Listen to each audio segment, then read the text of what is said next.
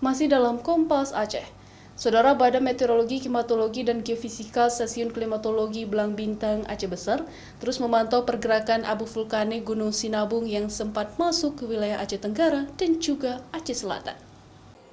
Hingga kemarin sore, pergerakan abu vulkanik masih terdapat di Aceh Tenggara dan Aceh Selatan.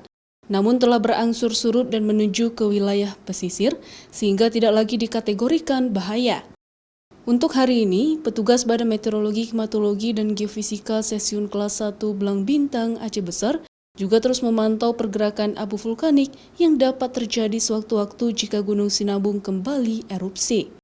Di pagi hari kita lihat memang sudah terpapar debu vulkanik di Aceh Tenggara, namun ketika siang hari sekitar jam 13 sampai dengan jam 14 itu masih sudah meluas sampai ke daerah Aceh Selatan. Namun ketika sore hari kita pantau lagi jam 17 WIB lebih kurang debu vulkanik di daratan sudah menghilang dan sudah masuk ke pesisir Aceh Selatan.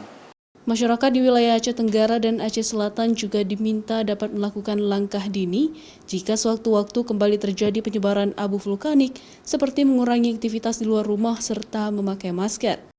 Syahril, Kompas TV, Aceh Besar.